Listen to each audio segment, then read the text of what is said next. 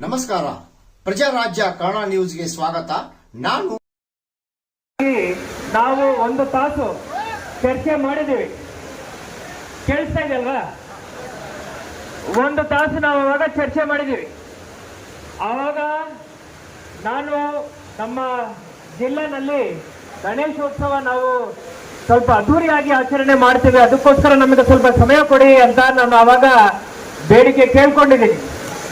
10 ದಿವಸದ ನಂತರ ನಾವು ಯಾವ ರೀತಿ ನಿಮಗೆ ಆವಾಗ ಮಾತು ಕೊಟ್ಟಿದ್ದೀವೋ ಅದರ ಮೇಲೆ ನಾವು ಇವತ್ತು ನಡೆಸ್ಕೊಂಡು ಇಲ್ಲಿ ಬಂದಿದ್ದೀವಿ. ಜಾಸ್ತಿ ನಾನು ಹೇಳಲ್ಲ.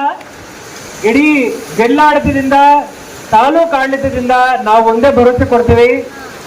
ಈಗಿಂದ ಈ ಕೈಬಲ್ಯ ವ್ಯವಹಾರ ಏನಿದೆ, ಮಾರುಕಟ್ಟೆ ಏನಿದೆ, ಈ APMC ಯಲ್ಲೇ ನಡೆಯುತ್ತೆ.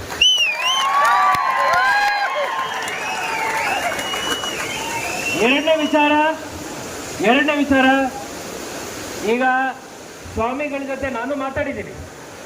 ಮಠದ ಮೇಲೆ ನಮಗೂ ತುಂಬಾ ಅಭಿಮಾನ ಪ್ರೀತಿ ಇದೆ. ಆದರೆ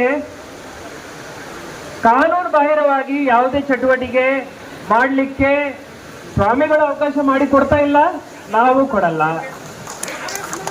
ಮೂರನೇ ವಿಚಾರ, ಅಂತಿಮ ವಿಚಾರ,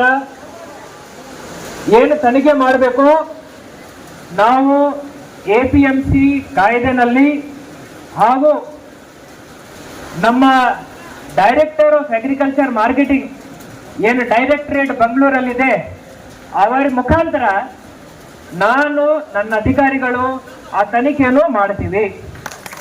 ಈ 3 ವಿಚಾರಗಳು ಹೇಳಿ ನಾಳೆಯಿಂದ ಇದೇನು ನಮ್ಮ APMC ಮಾರ್ಕೆಟ್ ಇದೆ, ಇಲ್ಲೇ ತರಕಾರಿ ಈ ವ್ಯವಹಾರ ಏನಿದೆ ಇಲ್ಲೇ ನಡೆಸಬೇಕು, ಇದೇ ತೀರ್ಮಾನ. ಜೈ ಜವಾನ್ ಜೈ ಕಿಸಾನ್.